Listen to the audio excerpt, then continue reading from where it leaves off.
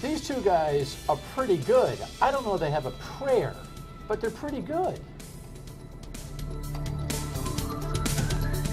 Now, I say that only because they're running against a very powerful incumbent. Good evening, Dan Yorke here. This program is, we're not going to run a rundown this evening because I want to take some quality time with two quality guys who are running for Congress in the 1st District. They are Republicans, and of course, they will be running against David Cicilline, who is pictured here, if we have him. Yes, and of course, all due respect to Matt Fecto, who has served the country well in Iraq and other places, who's having a hard time debating inside his own party, looking to get some time with David Cicilline, and has been unable to get that done. The very cocky incumbent has really handled that whole situation pretty poorly, I think. But these two guys here, one of them will face off against David Cicilline in the general election. Cormac Lynch is here, Stan Tran is here. You've met them both via this program and the radio.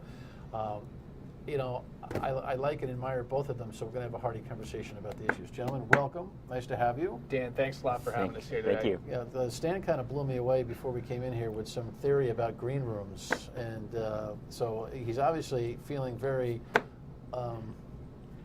So you're feeling very what about? We're in the green room right now, right. and like when you look on TV, don't tell anybody that. You this can is tell the that magic of television. the edges around your hair, you can kind of tell there's like Guess a little what? fuzzy thing. We just touched it up a little bit, and it's been the engineering staff is going to sue you now because we have actually improved that. But I know what you're saying. What was your theory? So I heard that in certain shampoo commercials, to get really the nice hair flip that the models have, they have a fan. They also have some guy dressed in all green to match the green room, right, and flip their hair up and then take a picture so it looks like really nice and fluffy and flying. Do you have anything insignificant you'd like to bring to the conversation before we start? Not right now, Dan. I'm ready to tackle the issues, I think. Look, you guys are serious about your campaigns, though. You've kind of outlined some of your principles in previous conversations. Remind everybody, though, who are seeing you for the first time, why you're in this. Give me the 30-second, half a bio, but why you really want to be the congressman. Of course. I think, in short, the bread and butter of my candidacy is the service members are disrespected and overlooked in Washington. And I think that's indicative of our foreign policy. I think that's indicative of the 40 veterans who died waiting for for health care this past spring. And we need a change, Dan. It's that simple. Now, you've served the country. I mean, you have experience. You've done that. Your track record is pretty significant. Tell everybody real quick. Right. I have one combat tour to Fallujah. I joined the Marine Corps at 19. By age 20, I was on orders to Fallujah. And by 21, I was a machine gunner in the terrorist capital of the world.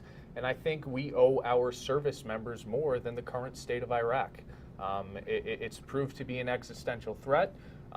We took the politically convenient route when Obama took office, and I think his exit from Iraq was as irresponsible and short-sighted as the Bush administration's entrance to it. All right, you all right? Need some water? Grab it if you do. We have some? I hope so. I hope you have some of that. That happens to me every once in a while, and we just go to a commercial. All right, Mr. Greenroom. No, seriously. You're a Brown student, medical student. You're just right. You are but this far away from being a doctor. That's right. And then you called home, told Mom and Dad, guess what? I'm going to run for office. And Mom cried. Dad went, oh my God, what is going on? Do I have that right? Which one cried? Yeah. So my mom was really upset. She yelled at me. She passed the phone out to my yelled dad. at you. Right. He did the same thing, and he passed it back to my mom. And so they tag teamed me on the phone for like an hour and a half. But you have a serious mission here.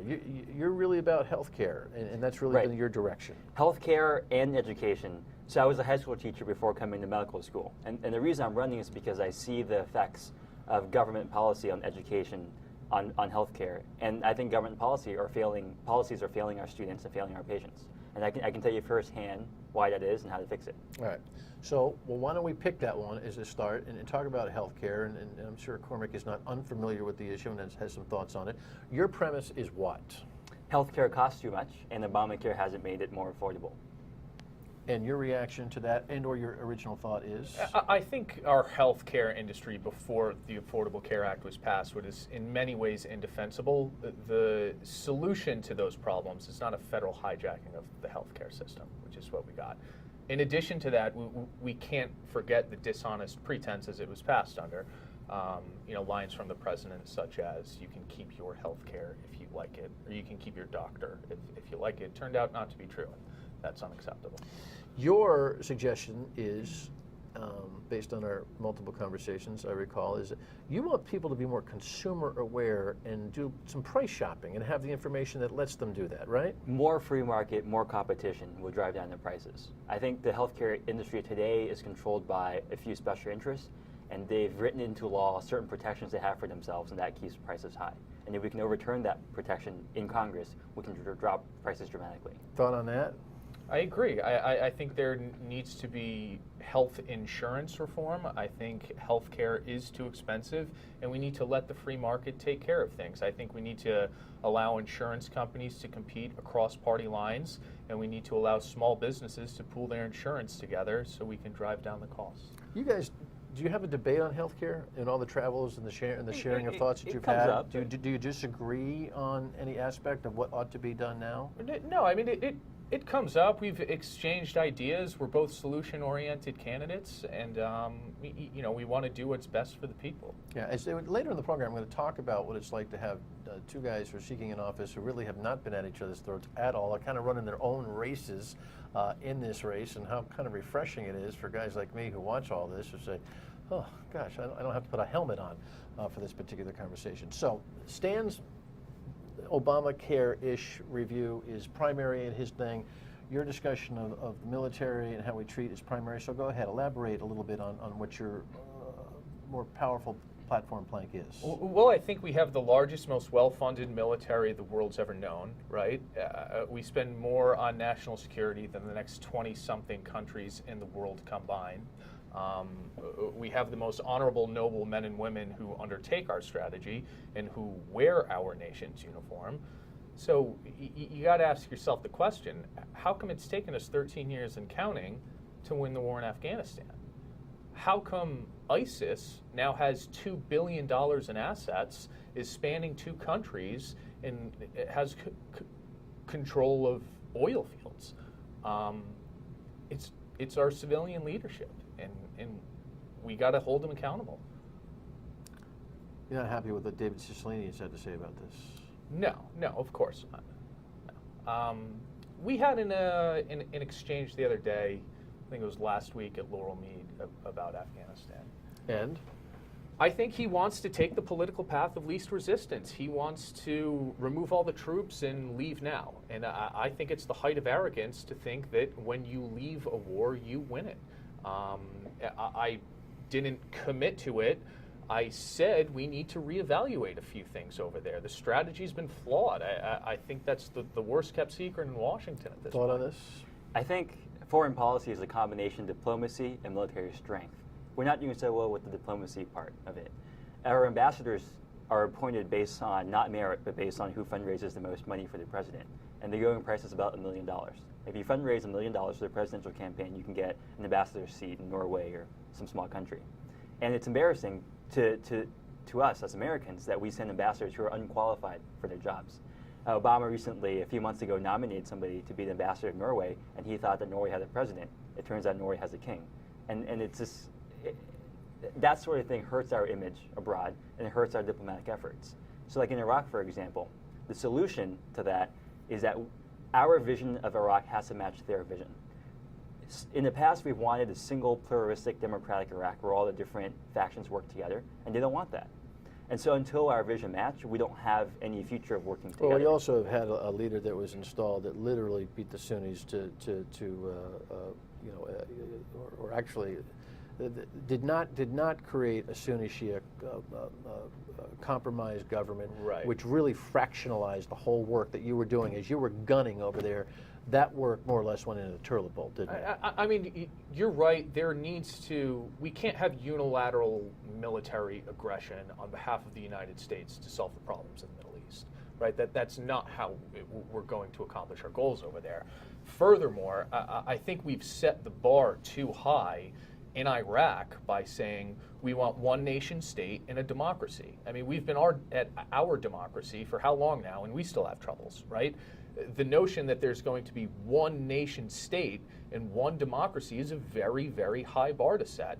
I would be satisfied with them not killing Christians, with ISIS not being an existential threat, with them not harboring terrorist groups that.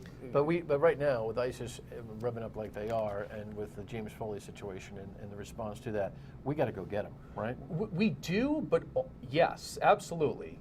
But it didn't have to get to this point, right? We have to go get them now because the media is covering it and because there's a political will to.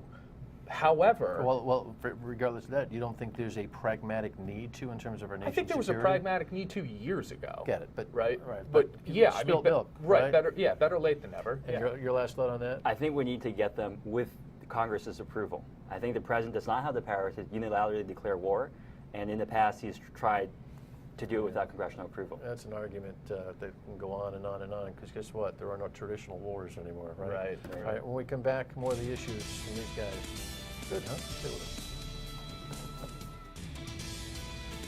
Welcome back in. One of these two gentlemen will face off against David Cicilline in the first congressional district race come November 4th, I think is election day. But of course, September 9th, you'll decide if you're a Republican or an independent voting in the Republican primary, and you live in the first district, which one of these two fine young men are going to be your choice. Cormac Lynch, Stan Tran.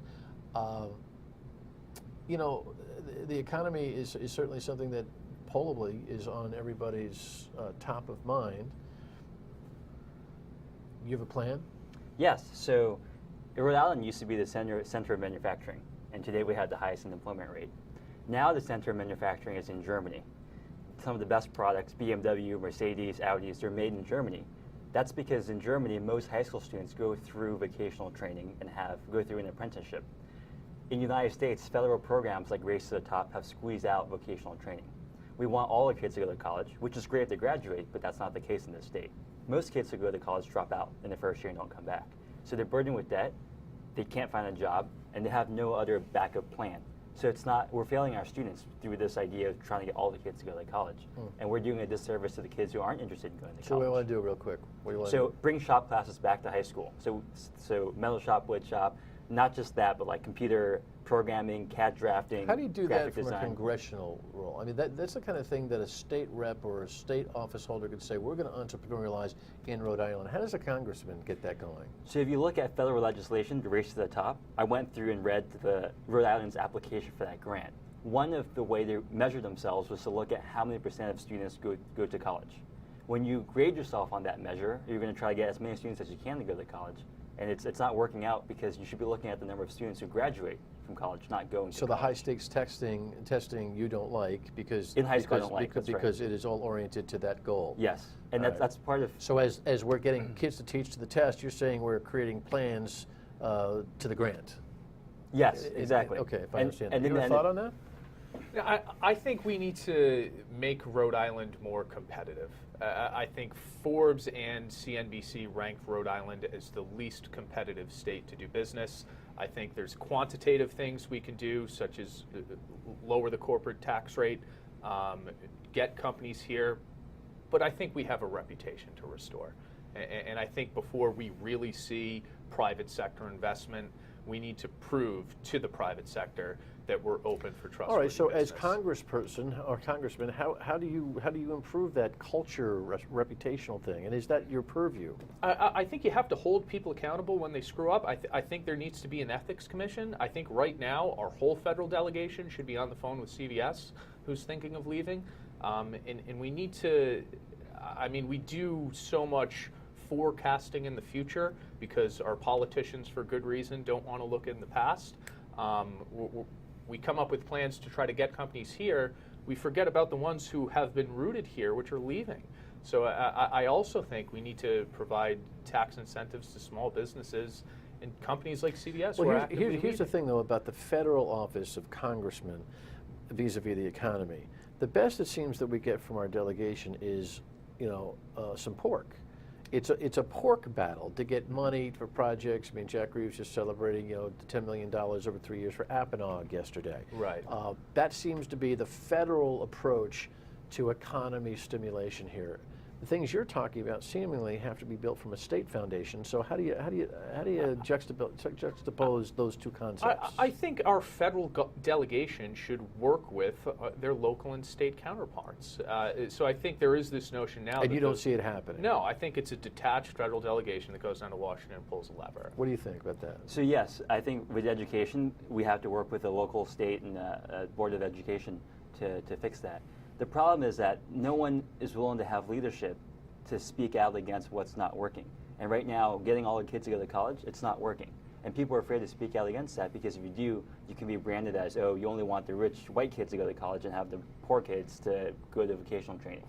And I think it's important to realize that we've gotten a lot more kids to go to college in the last 10 or 20 years, but it has benefited mostly the middle class. Those who are very poor have continued to not be able to go to college, and we haven't seen a rise in the number of college graduates in that population. All right, so you to see for this conversation, this is hardly a debate. It's just two lines of thinking, two kinds of approaches, two different conversations that are going on for one office. When we come back, I want to talk to these two guys about what it's like to run against each other inside a Republican primary, but they really have no fight, but one of them's got to win. Stay with us. All right, so as you listen to Cormac Lynch and Stan Tran, who are congressional candidates for the opportunity to get your primary vote on September 9th, which now, I mean, you're watching this on Friday, it's Tuesday. You're nights away. If you're a Republican or independent voter coming into your Republican primary, know that you got to make a choice between one of these two fine young gentlemen, a med student and just about to be an internist or family practitioner, as long as he gets past mom and dad who are still livid at him for running for Congress, or Cormac, who's had military experience, was a gunner in Fallujah, was a firefighter in East Providence, a self-made in a lot of ways and went to school on your own, did a lot of good things. You should look at their bios. Here's what's interesting about this race. I mean, for those in a political environment who are kind of craving a little bit of a battle, have you guys had one in this race at all? I'm sure you've met in multiple places at multiple times. Yeah, I mean, there's been Is there something you disagree about? Yeah, there's been disagreements. I have a different position on assault weapons bans than Stan, so to say, but I think we need to be mindful of who the real opponent is, right? And I think the timing politically, we have the second to last primary in the country. If you spend all your resources beating up your primary opponent, you have 55 days until the general election after that. So it's strategically too. It's just not. It's not sound. Thought on that? I mean, I think having a one-party system is terrible for this state. In this year alone, we saw the head of the Democratic Party step down. We saw the Speaker of the House step down because of investigation into their ethics. And so there is no other voice in government, in the state government, in the federal legislation from this state to speak out against this sort of thing. When the Attorney General isn't investigating the Speaker of the House, I mean, who is? You have to wait for the FBI to come in. All right. So the viewer who's concerned that David Cicilline should be beaten in November has to choose between you two. And one of those decisions will be one of the criteria for those decisions will not only be what you think about the issues, but who's got the goods to actually build a campaign. You have practically no money, correct, right, in your campaign, right, and you really don't have the infrastructure to build it in 55 days, correct? Right. So what do you say to the person who says, I like this kid, but how in God's name is he going to win? So it's important to realize in this district, Republicans or Democrats outnumber Republicans 5-1. And so in order to have a chance of winning this, we need someone who understands the liberal ideology. And thanks to being at Brown and being at liberal institutions my entire life, I understand that pretty well. So what, are you a liberal spy? Is that what you're saying? Stan Tran, the liberal spy? I was a kid that didn't quite fit in, like in college and medical school. I mean, all my friends are liberal, just they were my friends, but I mean, we disagree on a lot of these things, and I understand how they think, and I understand. I mean, you don't have any money to tell anybody other than being on the show in a couple other places, sure, right? Yeah. I mean, I go out there and try my best. Your funding is at what level now? I mean, I'm well positioned to win the primary. It's causing a lot of headwind. A lot of people are saying call September 10th when you're the nominee. We'll be happy to support you, right? I do think that what's going to bring this state back to success isn't a concession to liberalism. It's a restoration to conservatism, right? And I think there are a lot of people with a D after their name in Rhode Island who are conservative. And there was an article in the New York Times a couple weeks ago that outlined just that.